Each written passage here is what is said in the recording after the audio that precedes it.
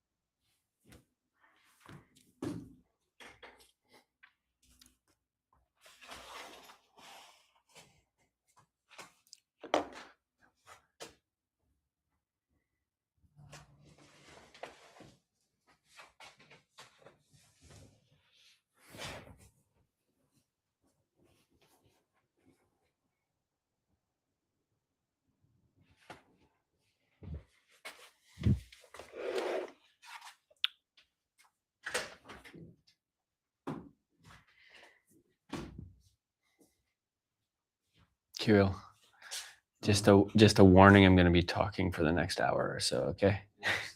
Cool. Thanks.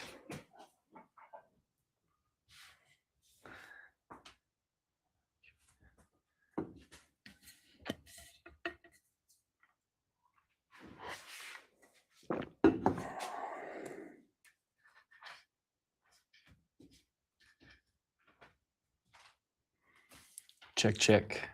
Check 1, 2. Check, check.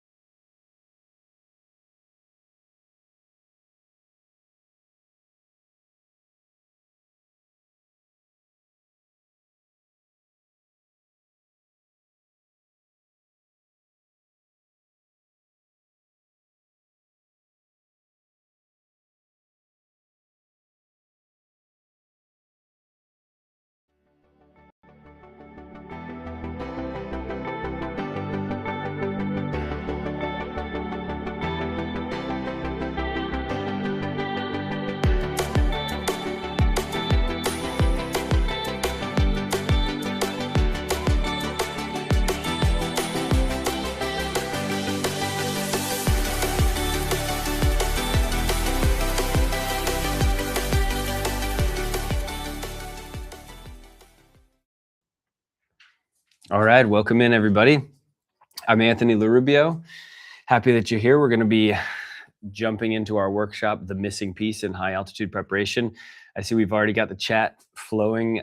Teresa, welcome in. Nice to see you from Scotland. Great to have you here. I'm Anthony. I followed Teresa in the chat. This is going to be the primary place that we're going to be doing our interaction. I'm calling in from Copenhagen, Denmark. Primarily visiting my nephews 3 and 6, but just a couple of weeks ago, I actually just got off Kilimanjaro. I'm excited to share with you everything that I have to share about that experience and kind of in general. Now, I'm going to introduce myself more here in a bit, aside from just my name, Anthony. But in short, I've been spending years now working with people to help them summit high altitude mountains. And in my experience in doing this work, the one thing that I found that most people end up doing is they leave out this missing piece, this critically important thing that's a part of their high altitude preparation. This missing piece has been shown to literally double odds of success on the mountain. And so for the next hour or so, I'm excited to share with you everything that I can about this missing piece. And maybe more importantly, how it is that you can get started with this and integrate it into your busy schedule in advance of your expedition. So I will be monitoring the chat as we go. I'm working on a few different screens, so behind the scenes, a lot of things happening. But like I said, I'm excited that you're here and excited to dive in with you. So we're already, the chat again is the primary place that we can have our interaction. We're going to make this as interactive of a session as possible. We've got some assessments to do. We are going to be doing a couple different exercises, but mostly everything is going to be, you're going to be able to do it from a seated position. So go ahead and make yourself comfortable, maybe grab a drink, coffee, etc., and settle in for the next hour or so together. And again, I'd love to see your name, where you're calling from, and maybe more importantly, Teresa as well. If you have an upcoming expedition, would love to hear those details. So let's dive in. Or importantly, to kick things off, let's establish who exactly this workshop is for. So number one, if you have a high altitude climb coming up, if you, especially if that climb is Kilimanjaro, again, we're going to slant some of our conversation around Kilimanjaro specifically. Hey, Virginia, great to see you from Sydney. Awesome that you're here. If you are training for an expedition right now, and if you're following a plan, and a part of that training plan has your endurance training, aerobic capacity building, your strength training, maybe even some hypoxic training. If you are a guide or a fitness coach with clients going on an expedition, or maybe if you're one of those people out there, one of those many that have struggled before at a high altitude expedition, then you're in the right place for this workshop.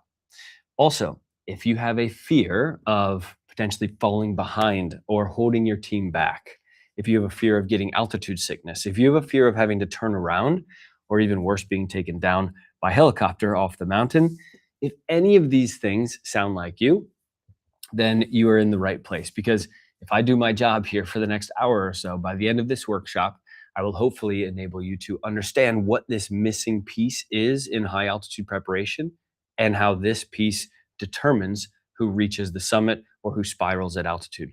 And you'll also learn how to integrate it into your schedule so that you can keep pace with your team, so you can stay healthy on the mountain, so you can feel less out of breath on the mountain, wink, wink, and so that you can enjoy your climb more. Ultimately, so that we can reach the summit, if in fact that is your goal on the mountain. So to kick things off, I just want to establish a baseline, and you can share this up in the chat if you want. If you want, I'm just curious, have you struggled before at altitude?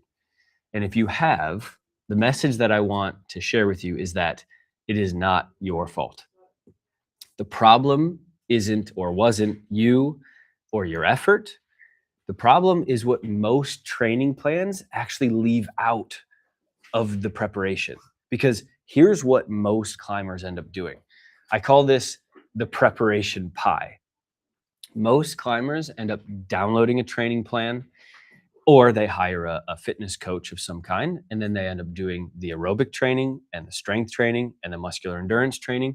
It might even give that hypoxic tent, oftentimes rented sort of chambers. Maybe you've seen that people sleep in these things to get a little bit of hypoxic exposure, but ultimately they end up hoping. They hope that their acclimatization schedule on the mountain ends up being adequate enough for them.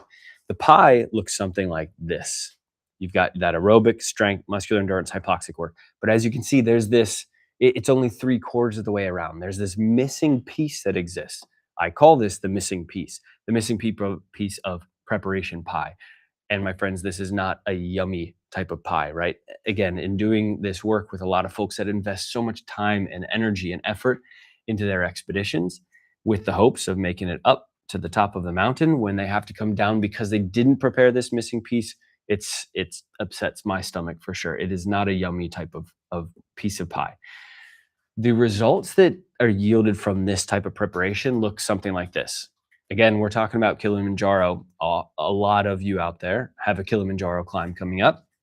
Do you know the average, or excuse me, the typical success rate of a Kilimanjaro climb across all expeditions at Kilimanjaro? It is just 65%.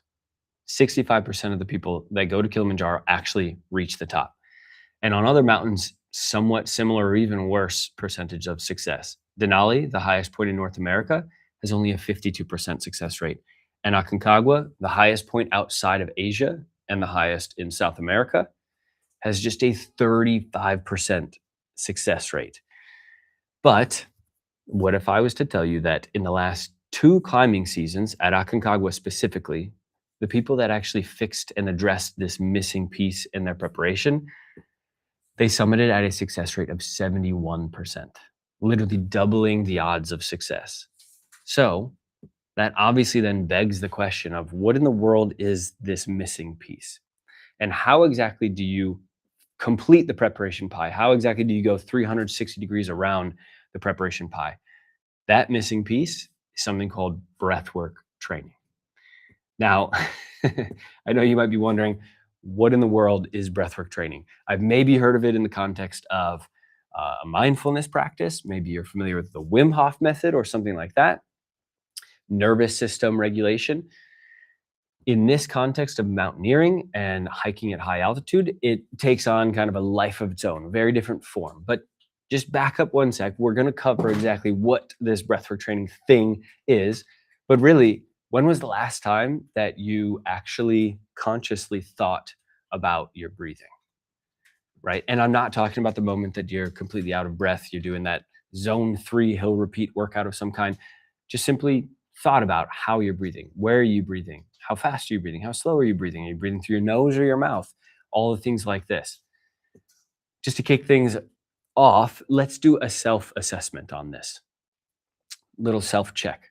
Go ahead and from a seated position, I invite you to put one hand up on your chest and then one hand on your belly, just like the picture shows here, and look down the front of your body. And I simply want you to count the number of breaths that you take in the next 30 seconds. So I'm going to start a timer on my side. Go ahead and begin counting now.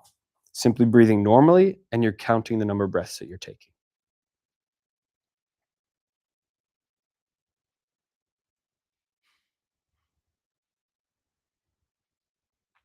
We're about halfway through.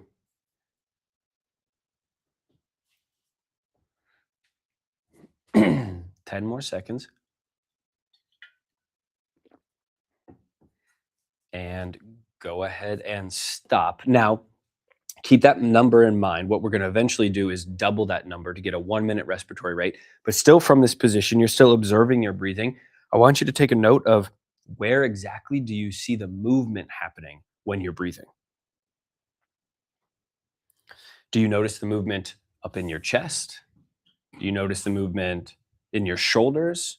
Do you notice it maybe in the middle of your rib cage? Or ultimately, even lower, do you notice the movement here in your lower belly? Just take a note to yourself of where you felt that movement or saw the movement happening, and you can go ahead and relax. So again, we're going to double the number of breaths that you took in that 30 seconds. And I'm going to start a poll right now. That poll is going to ask you, what was your 1-minute respiratory rate? So simply double the number that you had in those 30 seconds. And then if you want to, you can answer the poll that just showed up on our video viewer. Was it 6 or less breaths? Was it between 7 to 10? Was it 11 to 14? Again, that doubled number, was it 15 to 18 breaths is your 1 minute respiratory rate? I see some of you are at that 15 to 18 range. We've got some at 11 to 14. I'll leave the poll open for just a few more seconds if you want to cast your vote. All right, we have one 7 to 10. We've got one actually 19 plus in 3, 2, 1. I will close that active poll. I see Virginia in the chat, 7 to 10. So one of the most typical responses for most people is between 11 to 14, or even some have 15 to 18 breaths. If you're wondering what the most optimal 1 minute respiratory rate is, we're going to wait until the end and I will cover exactly what is the most efficient respiratory rate. But our second poll here that I want you to answer is, where was the location of movement when you were breathing?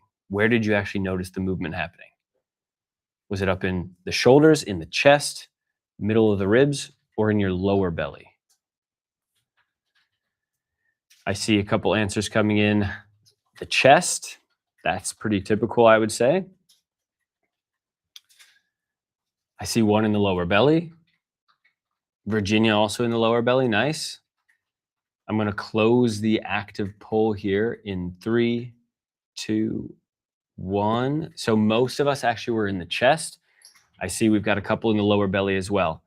So stay until the end and we will cover exactly what is the most optimal for that respiratory rate and the location of movement. But in general, I invite you to identify your bad breathing habits. And the 3 most common that I see with my clients, whether they're preparing for an expedition or not, number 1 is upper chest breathing. We do want to send the breathing low and actually engage the belly, the diaphragm, have the air get to the lowest part of the lungs.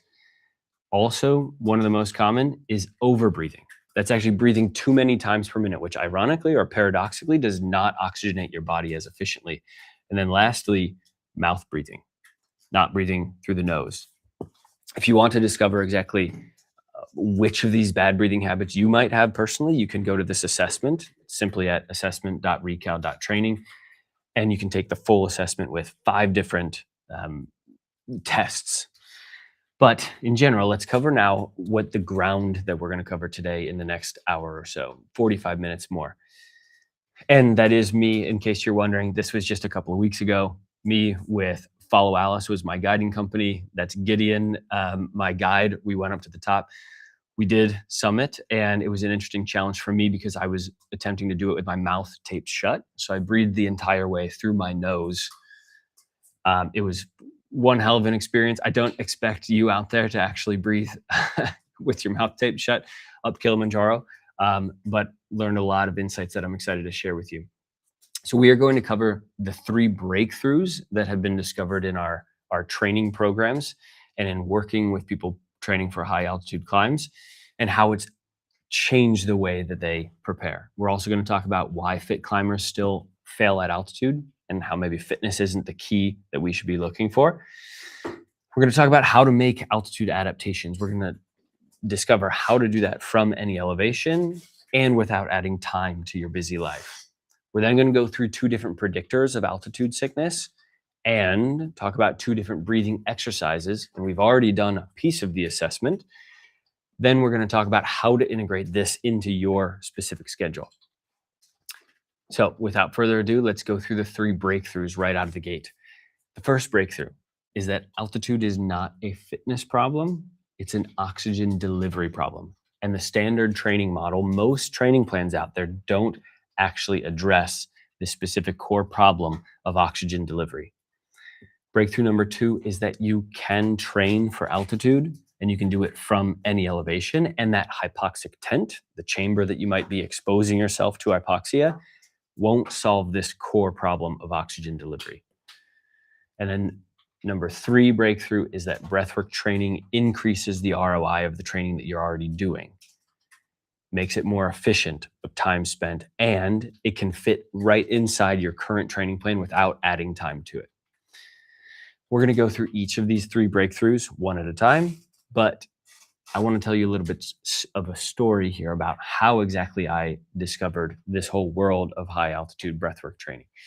I was going through a few different certifications related to breathwork in general, Started off mindfulness practice, went really deep into some of the physiology around breathing, respiratory muscle training, respiratory therapy, went into sport and performance related breathing training, exercise physiology, and ultimate high altitude physiology. And through that process of these certifications, degrees, etc., I stumbled across a piece of research that made some claims that I found really interesting. One was that you could make hypoxic adaptations in your body, and you can do it from any elevation. That you could improve your lung capacity from any elevation and in preparation for a high altitude climb, and that you could keep your blood oxygen saturation levels high at high altitude just by doing breathwork training in advance. And as maybe you, I didn't exactly believe the claims that the research was making. And so that's when this journey actually began. Now, to be clear, I am not a mountaineer. Okay. I am not an endurance athlete.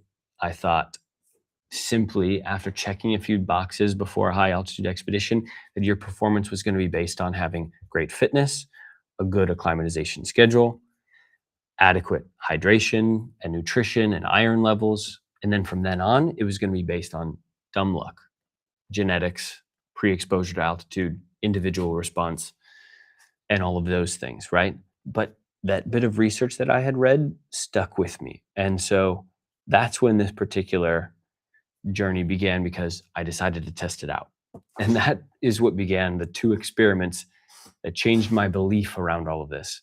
And the first one is something that we call the nasal marathon. And the second one is something called Sea Level to 14er. Simply put, with the nasal marathon, as you can see from that photo there, that goofy looking guy with his mouth taped shut running a marathon, I trained for a marathon, but without running. Trained by doing breath work only. And then when I went to run the marathon, I did it with my mouth taped shut. It was a real test in how you can delay the onset of muscular fatigue just simply by how you breathe and the adaptations you can make in your body.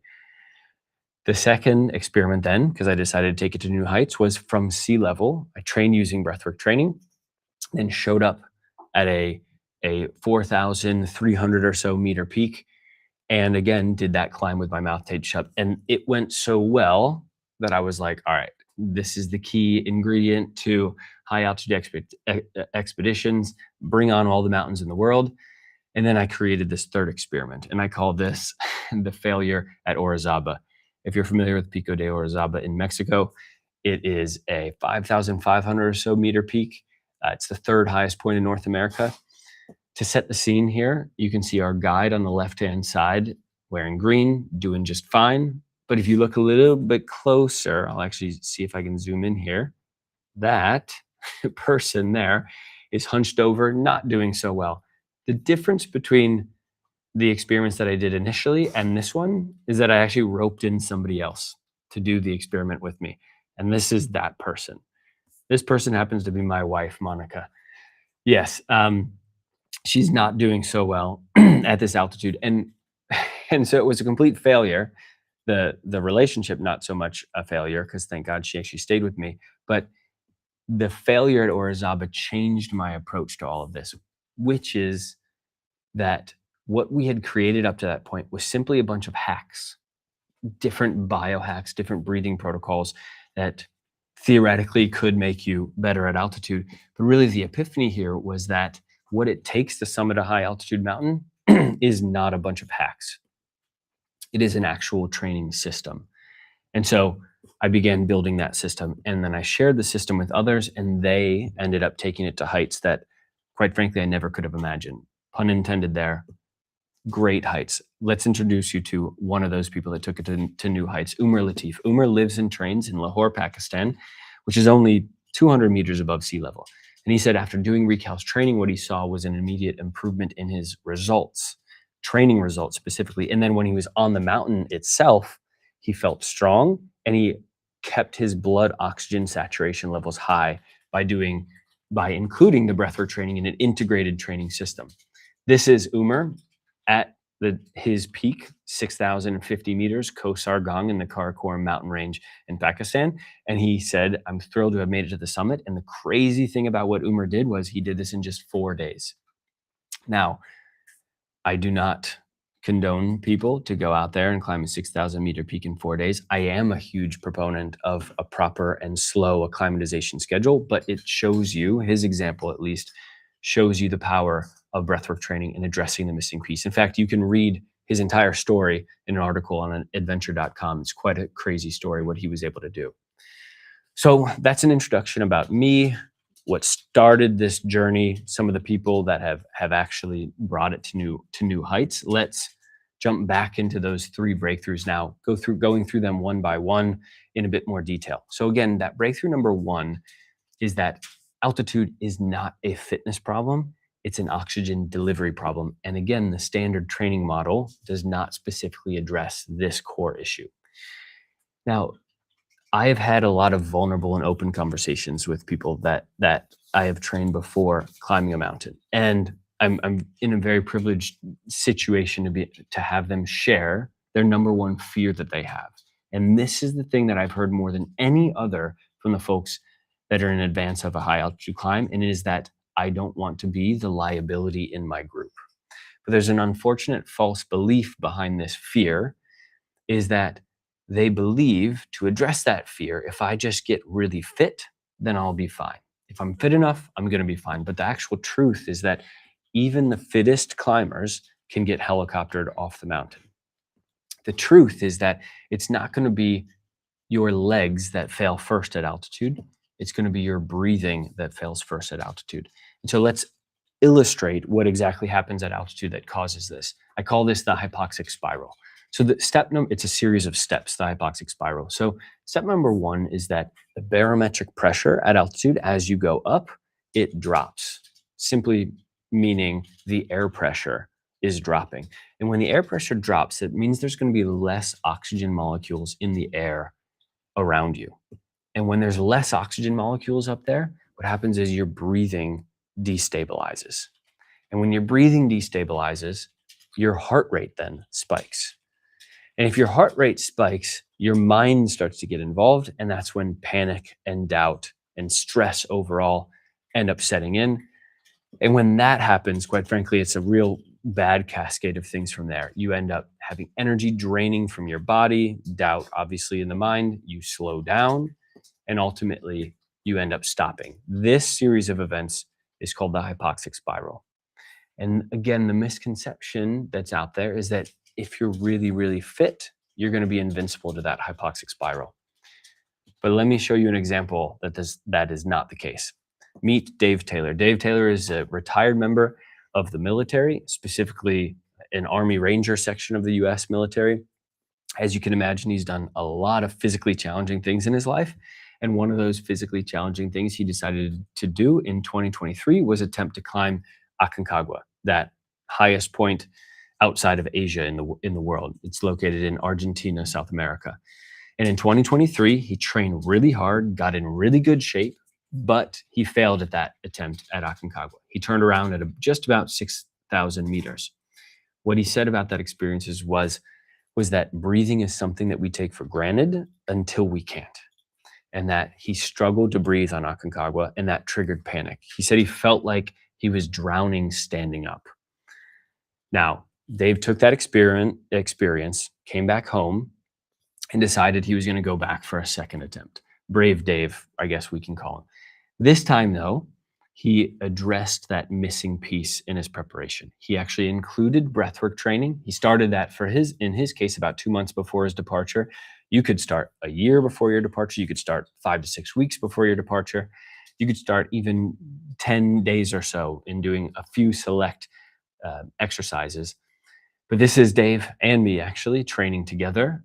You can see him with the sports mask on, which is only one of 2 pieces of equipment that we do use in training. And by incorporating breathwork training into his preparation plan, he did have a successful summit. This is Dave at the top of Aconcagua. As you can see, he went from Maryland, USA, which is close to sea level, to that nearly 7,000 meter peak. And he said that my experience was night and day different between my first attempt and my second attempt, thanks to the recal training. I could feel the difference. On the mountain, between the altitude and physical exhaustion, those moments of panic that he clearly had last time could have easily spiraled out of control. Instead, he found himself leaning into the breathing techniques that we had practiced and his training beforehand. And that transformed those moments of fear into moments of control and composure. So this is Dave's experience in addressing that missing piece. There's a second misconception around the hypoxic spiral as well, though, and that is that by simply being young, we're going to be able to avoid the hypoxic spiral. And that is not the case, because I have seen plenty of 30-year-olds fall into the hypoxic spiral, whereas 60-year-olds have avoided it completely. And let's meet one of those 60-year-olds from the UK. So shout out to Teresa. He's based in the UK nearby. Specifically London. He was training for Everest Base Camp. And what he did, like the others, addressed the missing piece. And he said, without a doubt, that training helped immensely to prepare. When he was short of breath on the trek, the techniques that we had coached helped him to massively improve his oxygen levels. So the misconceptions that are out there, again, are that being young or being fit is going to guarantee your invincibility to the hypoxic spiral and your summit, and that is not the case. Now, there's one more misconception out there, and that is that to avoid the hypoxic spiral, you need either to pre-expose your body to hypoxia through an altitude simulation chamber, or you need to have access to altitude. You need to live near altitude. And that brings us to breakthrough number 2, which is that you can train for altitude and you can do it from any elevation. And that hypoxic tent is not going to solve that core oxygen delivery problem. Because the truth here is that pre-exposure to hypoxia isn't the whole story. Where a hypoxic tent falls short is within this concept of passive versus active training. If you expose yourself to hypoxia, it's a part of what I certainly do recommend doing, and it can have massive benefits, but it is a passive form of exposure. You're just sitting there exposing yourself to that hypoxia. It is not a form of active training, actively training the systems that are going to be stressed at high altitude, actively training, say, the respiratory muscles that have to do your breathing, actively training all the systems of your physiology that get impacted by altitude. So the reframe around this is that where you live in relation to a high altitude is not the actual limiter. What is, though, is your ventilatory response. Let's dig into what exactly this hypoxic ventilatory response is. Simply put, it is how efficiently your body increases its breathing when the oxygen drops. And that difference in how quickly you increase your breathing can be the difference between those who stabilize at altitude and those who spiral. To illustrate this point, let's show another example. I'm going to introduce you to 2 climbers. They're on the same exact mountain, and they have a very different outcome. Let's meet our 2 climbers. One of them, Matt, he's 25 years old, in good shape. The second is Julie, 65 years old, and they are both on the same expedition at Kilimanjaro. There are, as I mentioned in our agenda, 2 key indicators that have the ability to predict who's going to get altitude sickness and who is not. One of those indicators is not age. Another one of those indicators is not gender. Another one of those indicators is not your fitness level. What is an indicator is that ventilatory response. And then second to that, what happens subsequently after your ventilatory response is your blood oxygen saturation level. These are the 2 key indicators that have the ability with a 90% degree of accuracy to predict who's going to get acute mountain sickness on the mountain. And it looks something like this. If you have a weak ventilatory response, that basically means you have a smaller increase in your minute ventilation, how much air you're actually getting in and out of your lungs with each and every minute that passes on the mountain. And what that's going to lead to is a bigger drop in your oxygen saturation level, which ultimately leads to that higher likelihood of getting altitude sickness. And it all begins there with that weak ventilatory response. So, which one of our climbers do you think had a strong ventilatory response? And which one do you think had a weak ventilatory response? Matt, 25-year-old in good shape, or Julie? If you thought Julie was the one with the strong ventilatory response, you are correct. In this real world situation, Julie had trained her ventilatory response, Matt had not. And as you can probably imagine, Julie ends up being the one that summited Kilimanjaro. So go Julie for that. My core point that I want to deliver here is that your ventilatory response is not fixed. You can actually train this. And you might be wondering, all right, Anthony, how exactly could I train this? And that's where something called respiratory muscle training comes into play. So let's do a couple of sample exercises.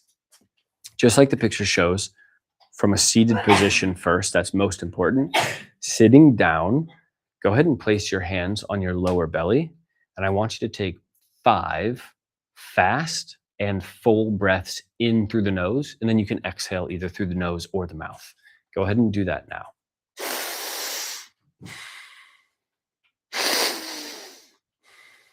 I want these breaths being as fast and full as you can get them. Let's go for 2 more breaths. 1 more breath. Now go ahead and block one nostril. Do the same thing again.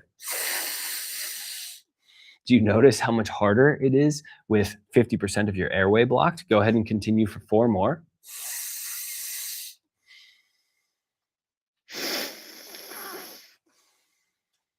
Two more breaths. And finish off with 1 strong breath. And then go ahead and relax. So what we just did was a very simple inspiratory training exercise. By blocking 50% of the airway, you don't need any equipment to do this. And what this is helping to train is the diaphragm muscle and your outer intercostal muscles of the rib cage. These are your primary inhalation muscles, and these are the muscles that get taxed first and fast and a lot at high altitude because it needs to work harder to inhale that lower pressure air that exists at altitude. Let's talk about a second example that you could do for respiratory muscle training, and that is where something like this comes into play. This wonderful little mask. And I know you might be thinking, Anthony, I would never wear a mask like that. That's going to make me look like Darth Vader at the gym. Let me just state a case here for why exactly you should consider doing this. Let's look at the benefits of a mask like this. First and foremost, it resists the air that you inhale, and that air resistance is going to be just like having your finger on one nostril. There's different settings for how much air it's going to resist, but it's going to make your muscles, your breathing muscles, work harder to inhale the air. So that is one of the key benefits to a mask like this, and you can do it while running, while on the treadmill, Stairmaster, hiking, etc. Now, there's a second benefit to a mask like this. Without going deep into the science of this, because there's quite a bit of science here, simply put, it's out of breath training. It's going to train that out of breath response that your brain starts to send signals of, I need to take a new breath, I need to take a new breath, which is going to be very strong when you go trekking and climbing at altitude. So that mask has these 2 really key benefits, and I do actually recommend getting over the way that it looks and using one of these masks in your training. Ultimately, the point here is that I don't want you to leave your hypoxic ventilatory response, that key indicator that has a 90% accuracy of predicting who gets altitude sickness and who doesn't. Don't leave that to chance. Actually train your respiratory muscles so that you have the endurance and the strength to take on that challenge of breathing stronger at altitude. So we've covered those first 2 breakthroughs. You've seen what Umar did on his 6,000 meter peak in the Karakoram mountain range of Pakistan. You saw what Dave did in his second attempt at Aconcagua. You've seen what Nigel has done at 60 years old in his Everest Base Camp trek. You saw Julie, the rock star Julie, summiting Kilimanjaro at 65. And you might be coming around to this idea that, all right, breathwork training might be this missing piece in my preparation plan.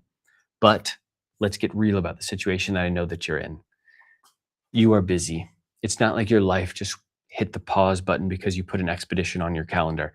So the most climbers end up making one final mistake, and that is believing that they don't have enough time to incorporate this into their training. And that brings us to breakthrough number 3, which is that breathwork training has the power of increasing the return on investment of all the time that you're putting into your preparation. And it can fit very nicely and seamlessly into your existing training plan without adding more time to your busy life. So let's break down what is actually included in a breathwork training plan. So the way that we coach it is there is some standalone work, and that takes about 10 to 15 minutes per day, 3 days a week. Now, I know what you might be thinking, Anthony, you just told me that this is not going to take more time. Let me elaborate on what I mean by that specifically. But if you are willing to put in 10 to 15 minutes per day, 3 days a week, and then add this integrated work, which is taking the same amount of time that you would be training, just using your warm up or your cool down, or at the same exact moment of doing the training, doing it in tandem with this breathwork training, all of that is going to offset the time that you've invested by the efficiency that it's going to create in the performance during training. And to illustrate this point, let's meet Josh. Josh is a trail runner from Alaska. He lives near sea level, and he was training for an ultra marathon at high altitude when we got introduced. He started doing the integrated training, which is both breathwork training as well as everything else. And in his words, one of the first things that he noticed was that while doing the training, the biggest thing he noticed was his ability to increase his pace, his running pace, while keeping his heart rate in zone 2. So he was moving faster while his heart rate was actually staying at that same threshold, that aerobic threshold, heart rate zone 2. And a lot of endurance runners stick with that upper bound of zone 2 for much of their training. Now, this is Josh at his ultra marathon at high altitude, which was the Leadville 100 miles, all within 3,000 to 3,800 meters. And this is what he had to say. After the training, he saw improvements in his hill climb times and his ability to catch his breath after that steep, fast climb. What I call all of this related to the idea of breathwork training, increasing the ROI on all the time that you're spending training, I call this the multiplication effect, because integrating breathwork training into your program multiplies the results of your other training. So think a faster pace in your zone 2. Think more distance covered in your hill repeats. Think more repetitions in your muscular endurance training for your legs, the stair, stepper, and lunges, etc. So this is the multiplication effect. So let's recap our 3 breakthroughs as a whole, right? Number 1, altitude is not a fitness problem. It's an oxygen delivery problem. Number 2, you can train for altitude and you can do it from any elevation. And number 3, breathwork training increases the return on investment of the time that you're spending doing all of the training. And so my lasting message that I want to deliver for you is that you should invest in what actually matters before your altitude expedition, and don't do what most climbers end up doing, which is a preparation that looks something like that preparation pie that we looked at earlier. Only going 3/4 of the way around that preparation pie, but leaving this big chunk of pie out. Because when you prepare that way, you get results that look like this: 65% at Kilimanjaro, 52% at Denali, 35% at Aconcagua.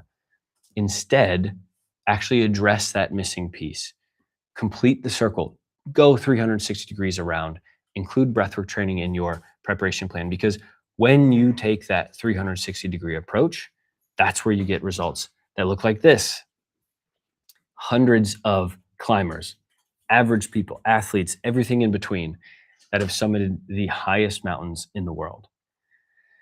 So that is the core of the presentation. We've gone through those 3 breakthroughs that have changed the way that people prepare for a high altitude climb. We've done 2 parts of an overall 5-part assessment, which you can obviously take time on your own to finish that assessment. We have talked about how it is to integrate breathwork training into your training plan, and we've done a couple of exercises related to respiratory muscle training.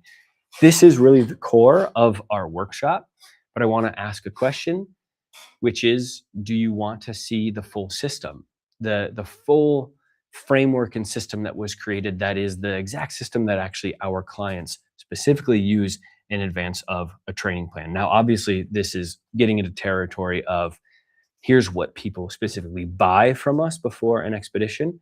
And so if you want to see that, you can either give me a thumbs up or a yes in the chat. And I can monitor that and we can jump into it. It does seem like this is the direction that we want to go. So if you want to stick around here and not drop off, all right, good. We can continue into the full system that has produced results. It's something that we call the 360-degree expedition ready system, actually going 360 degrees around, because without having this integrated system, what you end up doing is just a series of hacks. And remember that failure at Orizaba, hacks are not going to cut it above 5,000 meters. So here's what came next after that failure, the framework that changed everything. We call this the SUMMIT framework. SUMMIT is an acronym that starts with S for survey. We want to actually survey where you're at with your breathing right now. A lot of people are breathing and they have bad breathing habits. They don't even know that they have bad breathing habits. So we need to actually identify those bad breathing habits by doing an assessment that I shared with you earlier. But then once we know what those bad breathing habits are, we go into the unlearn phase of the training program, where we actually specifically target those habits and we want to unlearn the bad breathing habits. And once you can unlearn those breathing habits, then we can integrate better breathing into your overall training so that you can get better training results in less time by simply breathing more efficiently, getting more oxygen to your muscles, get more out of the existing time that you're training. Now, the first M in SUMMIT stands for muscle training. This is where the respiratory muscle training comes in. We want stronger respiratory muscles. We want higher endurance behind our respiratory muscles so they're not going to fatigue both in training and at altitude. And once you have trained these muscles, you can continue that integration cycle, integrating stronger breathing into your training overall. Then the second M in the SUMMIT framework stands for mountain. This is where we get this is where things get really juicy in the training program. This is the last phase of training before an expedition, where we do our on mountain high altitude simulation protocols. And we actually begin to expose the body to these very acute experiences of hypoxia so that it can make adaptations for the mountain itself. And of course, once we've done that, we integrate that into our overall training and continue with that process, ultimately landing on the T in SUMMIT, which stands for test. We retest the assessments we took at the beginning, and we're doing that throughout the training as well, obviously to track our progress. We taper off of the challenging training so that we can show up to the mountain rested. And then ultimately we end up trust that you've done the preparation to be able to reach the summit and dance on top of it like that stick figure guy that you see right there. So this is the framework that we follow in our training. But every good framework requires a system, requires a set of tools around it to actually get effective. So let's talk about what would be included in the overall system. For starters, an online video course so that you can access this information, so that you can access the training, videos, demonstrations, etc., wherever and whenever, and so you can more easily integrate it into your busy schedule. What's also included in the system is a workbook.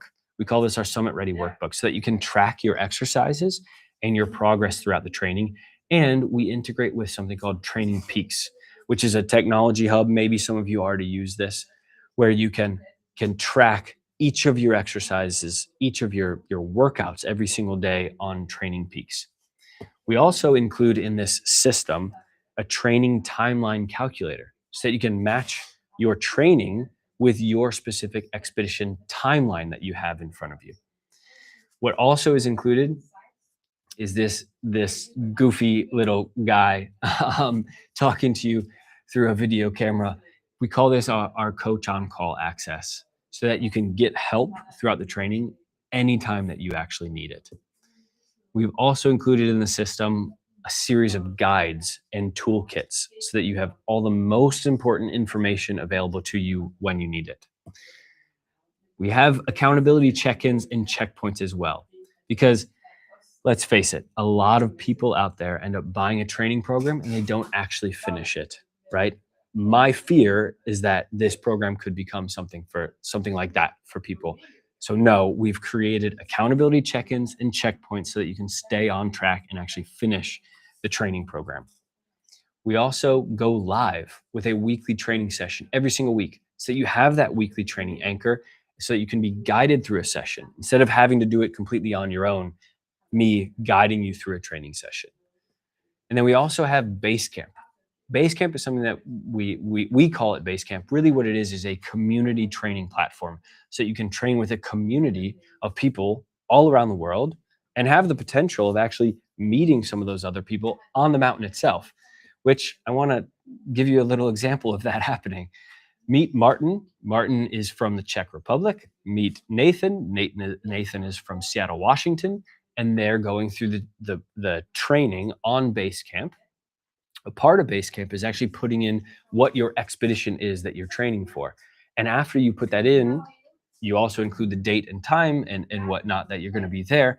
And so there's this algorithm behind the scenes on Basecamp, which shows, okay, if you have a Kilimanjaro climb coming up, somebody else does, maybe you should introduce, maybe you're going to be on the mountain at the same time. And so virtually on our virtual Basecamp, Martin and Nathan actually met. And then they went through the training in different parts of the world. And then when they arrived at the same mountain, Aconcagua specifically in South America, they ended up meeting there at the real world base camp. And then they ended up climbing each camp, each step of the way, literally up Aconcagua, and ultimately reached the summit together. Two people, different parts of the world, met on base camp and summited a mountain together. Super cool story. I always love telling that story about Martin and Nathan. These types of connections are happening all the time around the world on our Basecamp platform. So that gives you an idea of all the different things that we have working together for you as a part of this system. You've got that online video course, the Coach on Call access, the Training Peaks guides and toolkits, all of these things working together so that you can fix that missing piece and show up with 360-degree type of preparation plan. So we've created different bundles for different people in different situations. So there's going to be 4 different bundles that I'll actually walk through now, which are your different training options. It's going to be starting with the most comprehensive version and then just a breathwork training version, and 2 other options that we offer our clients in advance of an expedition. Let's start with the big one though. The 360-degree expedition ready bundle is what we call it. In that you get a training program for everything, the aerobic training, the muscular endurance training, hypoxic work as well. Then you also get the very specific breathwork training online video course and the expedition guides and toolkits as a whole. So what you end up getting in total, that training program valued at $1,200, this is going to include that personalized physical training, aerobic capacity building, muscular endurance and strength training. Then you get the very specific online video course around the Summit Ready breathwork program. That's going to include that respiratory muscle training, your lung capacity development, the out of breath training protocols, the hypoxic and high altitude simulation training, and then other things that we include in this 360-degree expedition ready bundle. This coaching and community support that includes that coach on call, me, this shining face coming at you with all of the check-ins and checkpoints. It also includes our altitude readiness and risk reduction toolkit, the schedule integration framework for busy athletes, and those live weekly training sessions. So all of this together is valued at $3,350. But on this live webinar, I'm offering it to you for just $297 a month with no restrictions on how many months you would need to commit to this. $297. So right now, I am actually going to make that offer live. As you can see, if you're watching on the video, a pop-up showed up, special offer unlocked, enroll in the system. This is going to be your first chance to take a look there and actually enroll in the 360-degree, as well as any others, is on that webpage. Now, something that's not included in our training plans is the equipment itself that you need. Remember, I mentioned there's 2 pieces of equipment, that mask and the Buteyko belt. And then separately, outside of training, people have always asked, how exactly should I breathe on the mountain itself, right? Once I get there, are there breathing protocols that I can do that are going to help with my oxygen saturation levels, or help me recover after an acclimatization hike, or help me sleep better, things like that? So these things, if bought individually, would be $100 for the equipment bundle, $175 for that expedition breathing playbook, total of $275. But also, as a special offer to you, if you book any of our training, the 2 key training plans, if you book within the next 5 days on those, I will offer to you that to be included for free in your package. So you're not only going to get the things that we just mentioned, you're also going to get that expedition breathing playbook and the equipment bundle for free included, the $3,550 total value for $297 a month. And again, that offer is live. There should be a button on your viewer that you can go to and buy. Now, that's the 360-degree expedition bundle as you see here. I know that some of you out there might have already hired a coach. You might already be going through a training plan as we speak, and maybe you don't need that physical training piece of it. So that leaves the option for you to just simply add the breathwork training to your preparation. And so for that alone, as well as these other things like the expedition guides and toolkits, we're offering that to you for just $97 a month, no restriction on how many months, or you can buy it one time for a one-time price of $497 and have lifetime access to that as well. So if your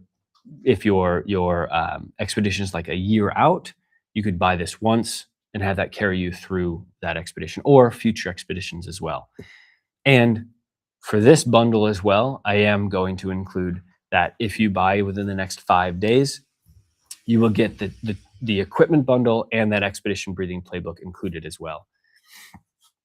That is on the same exact link that I shared with you a bit ago. So for either of these two bundles, I've got one more live webinar special bonus for you, which is that if you enroll live right now, so not within the next 5 days, but literally while we're on the call, if you enroll live right now, you will get a complimentary one-on-one training session with me to kick off your training. That's a really nice addition for a lot of people to actually get coached by me, that initial training session. I will limit this though to the first 10 people that end up buying this, because just for the sake of time and limiting that, I will, and that offer is now live as well for you at that same link. So we have two more bundles as well. The first one is that, what if I don't have much time, right? We call this the last minute expedition bundle. This is for those of you that have, say, just a matter of weeks. I would say the cutoff is if you have less than 4 weeks, I would consider looking at this. If you have more than 4 weeks before your expedition, the other training options are really going to be your best fit. But that last minute expedition bundle includes the 10-day, a unique standalone 10-day breathwork training course, then the expedition breathing playbook for how to breathe on the mountain itself, and our expedition toolkit. This includes the nasal strips and mouth tape that we actually use, especially for sleep. We can get into that later if you want to. But this is what that last minute expedition bundle includes: training a bit beforehand, a guide for how to breathe on the mountain, and then the specific tools we recommend when you're on the mountain itself. If bought individually, it would be 100 plus 175 plus 50 for a total of 325. But again, the live webinar special now is that you can buy this one-time payment of 197. So that is our last minute expedition bundle. And then the final option for you is the on my own equipment bundle. So this is for those that don't actually want to go through a training program. You just simply want the tools to be able to do this completely on your own. And that would include the training pieces of equipment, the sports mask and the Buteyko belt, then that expedition breathing playbook for breathing on the mountain, and then the expedition equipment bundle as well. So this is the toolkit that we recommend people to use on the mountain. Again, altogether, same exact price that I mentioned before, that'd be $325, but I'll offer that to you right now on our workshop for $197. So the 4 options, just to recap all of that, the menu, so to speak, that you're looking at. If you want the most comprehensive system, the 360-degree expedition ready bundle, that includes the physical training, the aerobic and cardio training, muscular endurance training, the breathwork training itself, and all the guides, toolkits, and equipment, that would be $297 a month. Then, if you don't want the physical training program, just the breathwork training online video course, as well as these guides and the equipment, that'd be $97 a month, or lifetime access, one-time payment of $497. Then we have the last 2 bundles, the last minute expedition bundle and the on my own equipment bundle, both of those at $197. No matter what you end up purchasing, whichever thing you want to enroll in, we have that money back guarantee though. 30 days, unconditional, no questions asked. If you're not getting the results that you thought that you'd be getting, Or if your plans change, maybe for some reason life happens, expedition gets pushed out into the future, you'd get your money back within 30 days without any questions. So again, the message I want to leave you with is invest in what actually matters in advance of an expedition. Don't just go 3/4 of the way around that preparation pie. Complete the circle, go 360 degrees, address the missing piece, especially the one that most people end up leaving out, which is the breathwork training. Because when you take that 360-degree approach to your preparation, that's where you get results like this. Hundreds of athletes, normal folks, everything in between, having summited the highest mountains in the world. Your next step, I encourage you to enroll now and reach your summit. So in the chat, I will go ahead and open up the Q&A. If you have any questions, you can drop it there. I know we had some questions come in even in advance of the workshop, which included something like, hey, Anthony, I have asthma. Is there anything I can do to prevent that asthma during my climb? That is a super specific set of circumstances that lead to asthma. I want to be clear, I'm not a medical doctor, so absolutely in advance of your expedition, you should be seeking the guidance of your doctor and have everything that you need to address that specific medical issue. But I will say that most asthma-related impacts are from inflammation within the airways. And so ask yourself, where and how does that inflammation typically come up? Are you an exercise-induced inflammation type of asthma, or is it an allergen, right? Allergy is kind of its own category of thing, but in the realm of, say, exercise-induced asthma, ask yourself, where and how are you breathing? If you're breathing through the mouth at high altitude, what oftentimes people end up having an asthma attack from is the cold and dry and potentially dusty air getting directly into the lungs. And the way that air gets directly in the lungs is by breathing through the mouth. If you breathe through the nose, however, you're going to moisten the air as you inhale. You're going to so humidification happens through the nose. You're going to regulate the temperature of the air that you're taking into your lungs. So you're warming up the air. It's not just purely cold. It's also going to filter out some of the dust that's in the air. These are things that typically would cause inflammation in the airways and potentially cause that bronchoconstriction, that exercise-induced bronchoconstriction, which effectively is an asthma attack. So the thing that I would recommend more than anything is to breathe through the nose and not the mouth as much as you possibly can on the expedition. We also had a question of, does the 297 bundle include lifetime access? The answer to that is no, it does not include lifetime access. That bundle is a personalized training plan.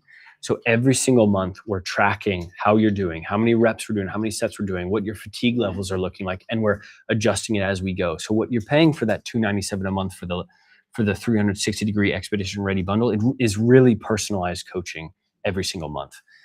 Lifetime access would be for just the online video course, and that is breathwork training only, not physical training, right?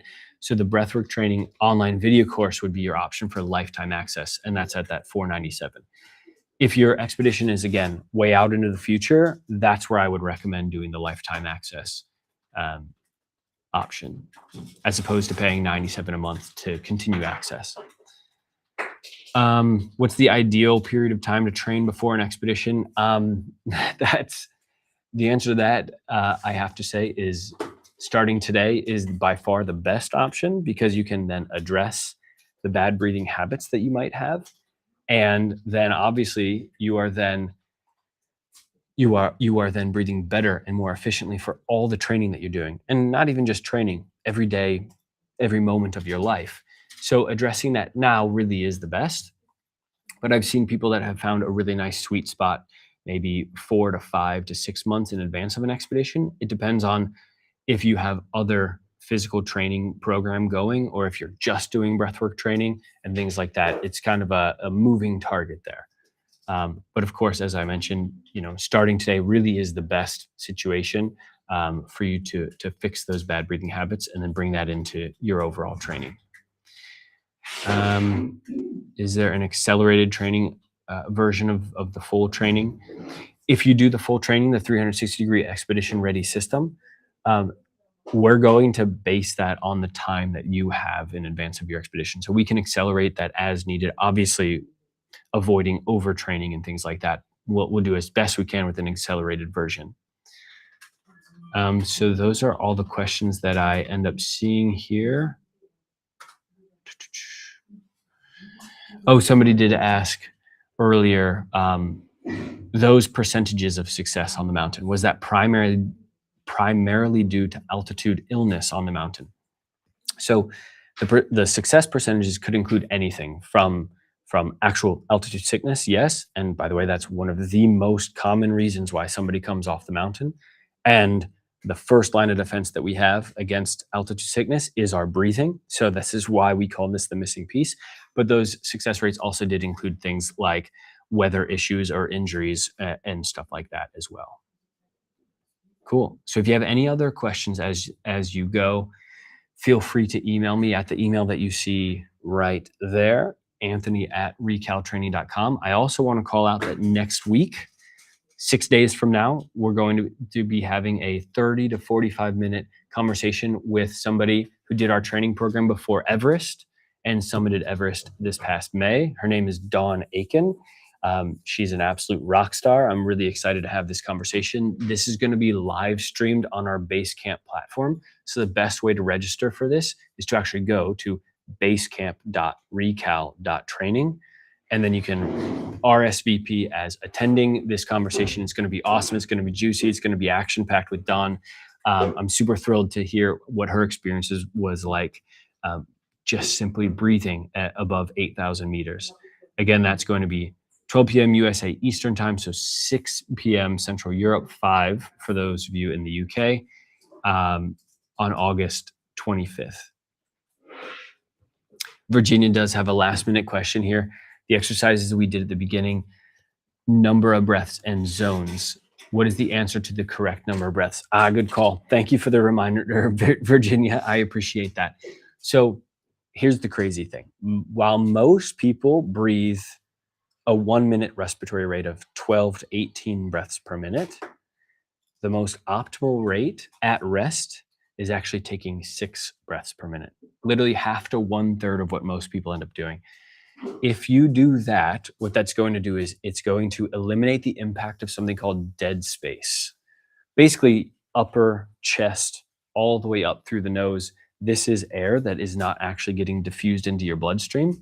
And if you're breathing more faster, 12 to 18 breaths per minute, oftentimes you're just shuttling air around that dead space, but not actually utilizing that air. If you take 6 breaths per minute, again, this is at rest. This is much more difficult when you're exercising, but achievable, trust me, with doing breathwork training. 6 breaths per minute will simply get a nice full breath into the lungs and then full breath out. And that is going to oxygenate your body most efficiently. So that really is the answer to that respiratory rate question. Now, again, exercising is a bit different. At high altitude, that is not what I want you breathing at. We need to have a high ventilatory response. If you remember, at altitude, and you want to breathe faster, not fast, but full deep breaths. The way that we coach that is actually nose full and low. Breathe through the nose, breathe full with each and every breath, and breathe low into the lungs, which is where more oxygen gets diffused into the bloodstream. And then you asked about the zones. Good question. So some of you may have experienced movement up in the shoulders or up in the chest, middle of the ribs, and lower belly. I've hinted at this already. The most optimal place to feel the movement happening with each and every breath would be the lower belly. So we want that lower belly. We want 360 degrees in another context around the lower ribs. We want to feel that movement happening with each and every breath, primarily because, again, oxygen gets diffused more efficiently lower in the lungs. In the upper chest, there's less alveoli, which are these tiny little air sacs that actually diffuse oxygen into the bloodstream. There's less of those in the upper lungs. There's a higher concentration of those in the lower lungs. So we want air going there as much as possible. an indication that you're getting air there is that your belly is moving with each and every breath. So that should answer your question, Virginia. Thanks again for the reminder. I do appreciate that. Um, Again, if you have any other questions, you can email me, anthony@recaltraining.com. And I want to wish you good luck out there on the mountain. And I will see you soon. Take care, everybody. Thanks for joining.